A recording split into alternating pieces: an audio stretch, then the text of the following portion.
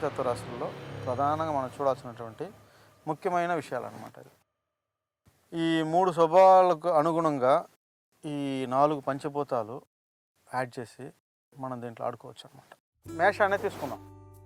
ఈ మేషం 12 లగ్నాలకి కనెక్టెడే కదా ఇది. అప్పుడు మేషం ఈ 12 లగ్నాలకి ఎలా వస్తే ఎలా ఉంది అనే ఒక కాన్సెప్ట్ చూసినాం అనుకో, ఇంకా కొద్ది క్లారిటీ వస్తుంది. వచ్చిందంటేనే మనకు అవగాహన పెరుగుతూ ఉంటుంది. ఈ మెథడ్లో మనం ఈ 4 పంచభూతాలను చూడాలి. నెక్స్ట్ ప్రతి లగ్నానికి మళ్ళీ 12 లగ్నాలతో కనెక్షన్ ఉంటుంది అన్నమాట. ఇట్లా 12 144 సంథింగ్ వస్తుంది కదా. ఇన్ని రకాల విషయాలను మనం చూస్తేనే బేసిక్ ఈవెంట్స్ బేసికే మనకి చాలా క్లారిటీ వస్తుంది. మనకు వచ్చేసి అగ్నితత్వ రాశులు ఏందనేది తెలిసిపోయిందనమాట. ఇప్పుడు దీంతో పాటు ఈ 3 స్వభావాలు, ఈ చరం, స్థిరం, ఉభయం అనేటటువంటిది ఎట్ట వాడుతూ ఉన్నది. అదే moving, standing, moving and standing. మనకి మేషం వచ్చేసి అగ్నితత్వ రాశి, ఓకేనా. శరీరంలో ఈ మేషం అనేది దేన్ని సూచిస్తుందంటే తలను సూచిస్తుంది అనమాట. తల భాగాన్ని ఇది ఇండికేట్ చేస్తుంది అనమాట. సింహం అనేది చూసినట్లయితే ఇది వచ్చేసి హృదయ భాగాన్ని అంటే చెస్ట్ భాగాన్ని చూపిస్తుంది, అంటే గుండె ఉండేటటువంటి ప్లేస్ని సూచిస్తుంది అనమాట. తర్వాత మూడోది ఏది అగ్నితత్వ రాశి ధనుస్సు. ఇది వచ్చి పీఠ భాగాన్ని, యాక్చువల్గా గుద భాగాన్ని చూపిస్తుంది అనమాట. సో ఈ మూడిటి యొక్క పని ఏందని చూసినామంటే తల అనేది ఆలోచించేదని పనికొస్తుంది, గుండె అనేది రక్త ప్రసరణకు పనికొస్తుంది, పీఠ భాగం అనేది ఏంటంటే మనం మల విసర్జన చేయడానికి పనికొస్తుంది. ఈ మూడిట్లో నువ్వు చూసినట్లయితే టెంపరేచర్ పైన ఈ 3 బేసే పనిచేస్తుంటాయి. సపోజ్ వేడి లేదనుకో, నీ తల కూడా పనిచేయడం, టెంపరేచర్ కరెక్ట్గా ఉండాలి, దానికి పెరుగుతూనే ఉండాలన్నమాట. రక్త ప్రసరణ మొత్తం శరీర భాగాలకి అన్ని కణాలకి పోయేసి రక్తం జరాలంటే ఒక ప్రెషర్ ఇవ్వాలన్నమాట. ప్రెషర్నే 120/8 అని చెప్తున్నారు కదా. సో ఆ ప్రెషర్ ఇవ్వాలంటే హార్ట్ టెంపరేచర్ కూడా కరెక్ట్గా ఉండాలంట. ఆ వేడి తగ్గిందనుకో ఖచ్చితంగా హార్ట్ అటాక్ వస్తుంది. ప్రెషర్ పెరిగినా బీపీ యొక్క లెవెల్ పెరుగుతుంది, తగ్గినా లో బీపీ అవుతుంది అనమాట. శరీరంలో ఉష్ణోగ్రత పైన ఇది డిపెండ్ అయి ఉంటుంది అనమాట. నెక్స్ట్ మలం కూడా చూసినట్లయితే బాగా వేడైపోయింది అనుకో మలబద్ధకం అయిపోతుంది అనమాట. ఈవెన్ దో ఫైల్స్ కూడా స్టార్ట్ అవుతుంది. టెంపరేచర్ బాడీలో కరెక్ట్గా ఉండింది అనుకో మల విసర్జన అంతా ఫ్రీగా ఉంటుంది అనమాట. సో ఇవంతా వచ్చేసి అవసరం కాబట్టి ఈ ప్లేసెస్ అంతా కరెక్ట్గా మెన్షన్ చేస్తున్నారు. ఈ అగ్నితత్వ రాశులు ఈ భాగాలు వీటికి అగ్ని అనేది కంపల్సరీ అవసరం, అంటే ఉష్ణం అనేది కంపల్సరీ అవసరం. ఈ ఉష్ణం అనేది లేకపోయిందంటే అవి చేయాల్సినటువంటి పనులు సక్రమంగా జరగకుండా శరీరంలో ఖచ్చితంగా ఇబ్బందులు ఏర్పడతాయి అన్నమాట. సో ఈ అగ్నితత్వ రాశులు ఈ 3 స్వభావాలతో కరెక్ట్గా ఉంటుంది. అక్కడ తలలో చూసినట్లయితే టెంపరేచర్ అనేది ఆటోమేటిక్గా మూవ్ అవుతూనే ఉండాలి, ఒకేలాగా కంటిన్యూస్ పోతూ ఉండాలన్నమాట.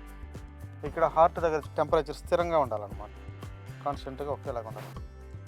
అదే పీఠ భాగం దగ్గర చూసినట్లయితే అవసరమైనప్పుడు టెంపరేచరు ఇంక్రీజ్ కావాలి, రిమైనింగ్ టైంలో అది తగ్గిపోవాలన్నమాట. ఎక్కువగా ఉండిందనుకో మళ్ళీ గ్యాస్ట్రిక్ ప్రాబ్లమ్స్ అవి అంతా వస్తూ ఉంటుంది అనమాట. అది చాలా డేంజర్ అనమాట. దీంట్లో ఏమాత్రం తేడాలు వచ్చినా కానీ సమస్య ఖచ్చితంగా వస్తూ ఉంది. కాబట్టి 100% అక్కడ పనిచేస్తూ ఉందన్నమాట. చూడటం మొదలుపెట్టినామంటేనే మనకి దీని యొక్క వాల్యూ ఏందనేది అర్థమవుతుంది.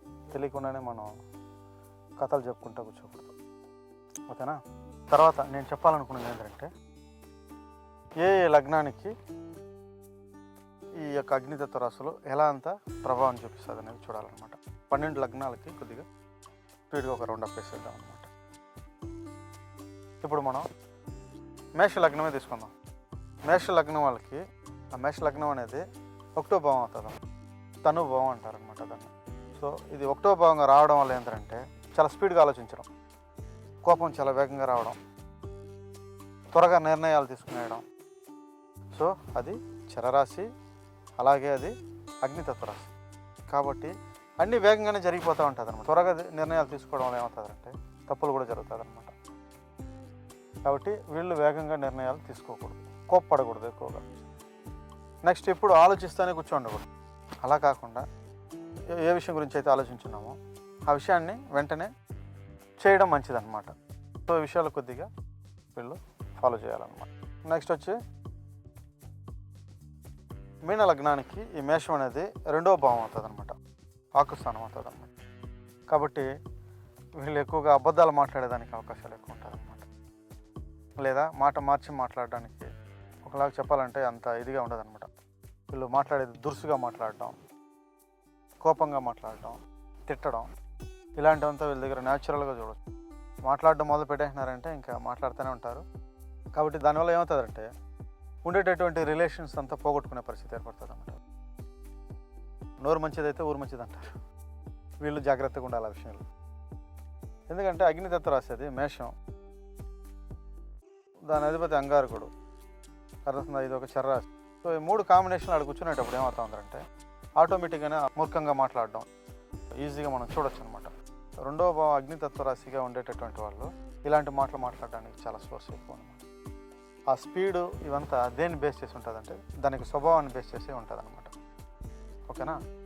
నెక్స్ట్ చూసినట్లయితే కుంభలగ్నం. కుంభలగ్నం వాళ్ళకి ఇది 3వ భావం అవుతుంది అనమాట, వీర్యస్థానం, ధైర్యస్థానం. సో దీంట్లోనే ఉంది ఇది యాక్చువల్గా, ఆ భావాన్ని తగినట్టుగానే ఉందన్నమాట. వీళ్ళ యొక్క సోదరులు కూడా ఎలా ఉంటారంటే ఒక రకంగా మొరటుగా ఉంటారు, దురుసుగా ఉంటారనమాట. నెక్స్ట్ వీళ్ళు ఏదైనా ఒక పని స్టార్ట్ చేయాలంటే వీళ్ళకి ధైర్యం ఎక్కువ. అది ఏమైనా ఉన్నాయి తర్వాత విషయం, చేయడానికి వీళ్ళు చాలా ధైర్యంగా పూనుకుంటారనమాట. ఏదైనా ఒక సమస్యలు ఇరుక్కునేసినారు, స్టార్టింగ్లో వీళ్ళు కరెక్ట్గా వచ్చేసి దానిపైన అవగాహన లేదు.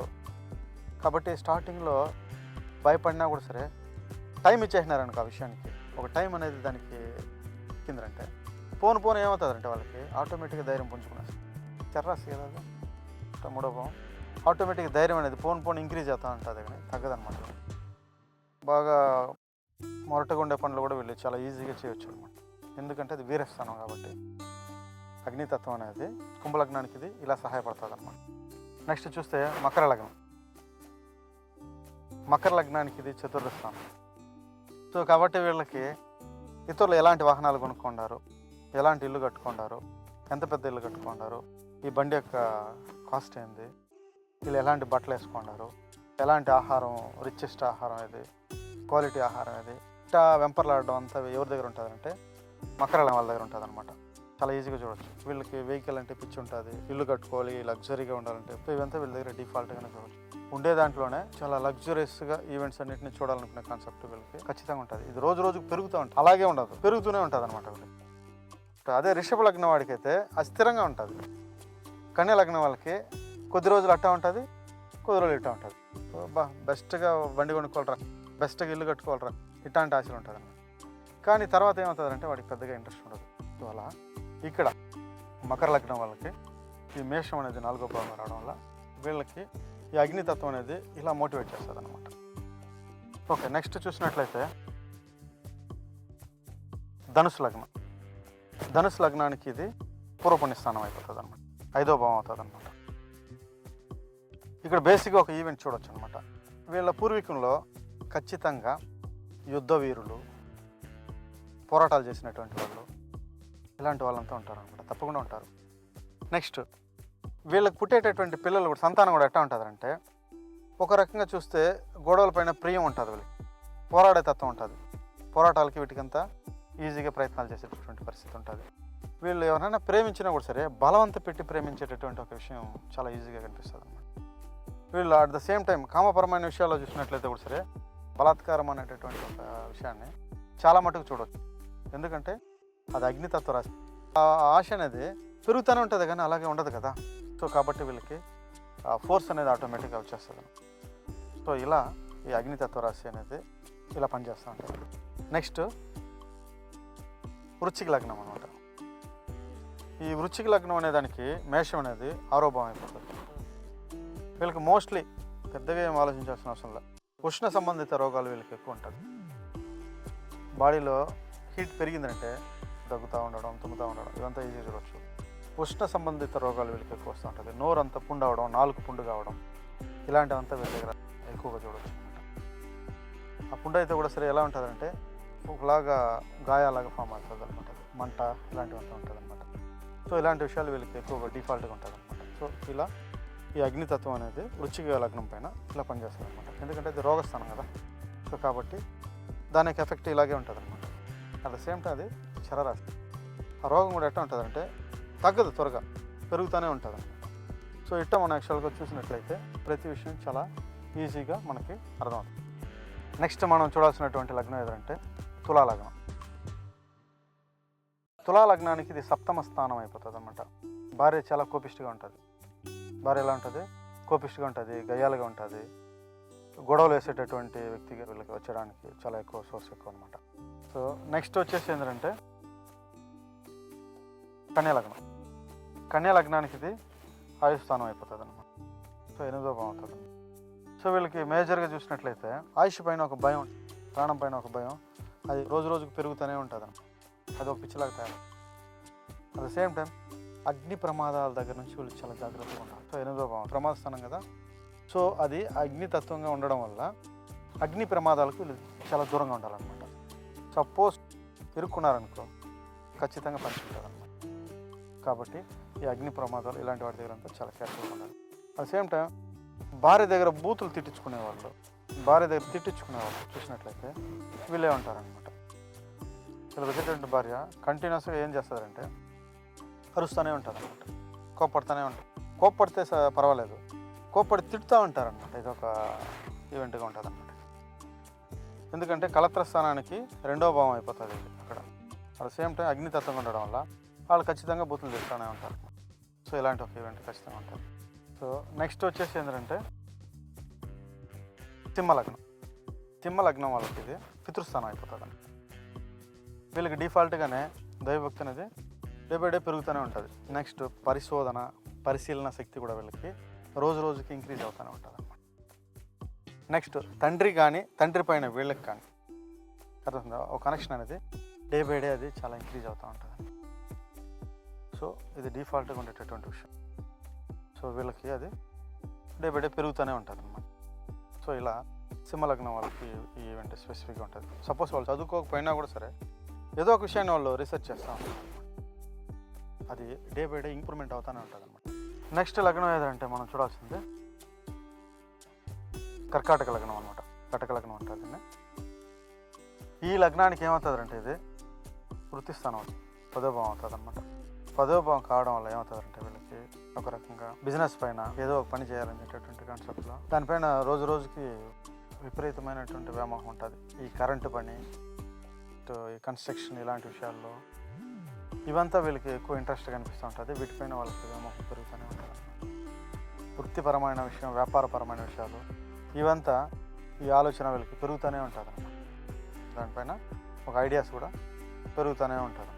నెక్స్ట్ ఇదే కటక లగ్నానికి ఇంకొక విషయం కూడా ఏంటంటే గౌరవం అనే దానిపైన కూడా ఒక వ్యామోహం ఉంటుంది. నాకు ఇవ్వాలి, నాకు గౌరవం ఇస్తేనే అనే ఒక కాన్సెప్ట్ ఉంటుంది. దానిపైన వ్యామోహం పెరుగుతూ ఉంటుంది. తర్వాత లగ్నం ఏదంటే మిథున లగ్నం అనమాట. మిథున లగ్నానికి ఇది 11వ భావం అవుతుంది అన్నమాట. లాభస్థానం అవుతుంది అన్నమాట. వీళ్ళకి ఒక చిన్న పని చేసినా కూడా సరే దాంట్లో పెద్ద లాభం కావాలనుకుంటారు. చిన్న విషయాన్ని కూడా పెద్ద మొత్తంలో లాగేయాలని చూస్తారు అనమాట. వీళ్ళకి ఆశ ఎలా ఉంటుందంటే అతి ఆశ. సో ఆశపడేదే కాకుండా అతి ఆశకి పాల్పడడం వల్ల ఏమవుతుందంటే వీళ్ళకి దానివల్ల కాస్త ఇబ్బంది కూడా ఉంటుంది అనమాట. ఖచ్చితంగా సమస్య కూడా ఉంటుంది అనమాట. వాళ్ళు ఆశపడే విషయాలని తీర్చుకోవడానికి చాలా మొరటుగా రూడ్గా బిహేవ్ చేస్తారనమాట. వీళ్ళు ఏదైనా సరే వీళ్ళు ఆశపడడంలో లిమిట్గా ఉండడం మంచిది నాకు తెలిసి. నెక్స్ట్ ఏ విషయానికి తృప్తి పడరనమాట. తృప్తి పడకుండా మళ్ళీ అనేసి పోతానే ఉంటుంది అన్నమాట. సో ఇలా మిథున లగ్నం వాళ్ళపైన ఈ అగ్నితత్వ రాశి అనేటటువంటి మేషం ఇలా ఎఫెక్ట్ ఇస్తూ ఉంటుంది అన్నమాట. నెక్స్ట్ చూసినట్లయితే లాస్ట్ ఏదంటే రిషభ లగ్నం అన్నమాట. రిషభ లగ్నానికి ఈ మేషం అనేది 12వ రాశి అవుతుంది అనమాట, ప్రయస్థానం అవుతుంది అనమాట.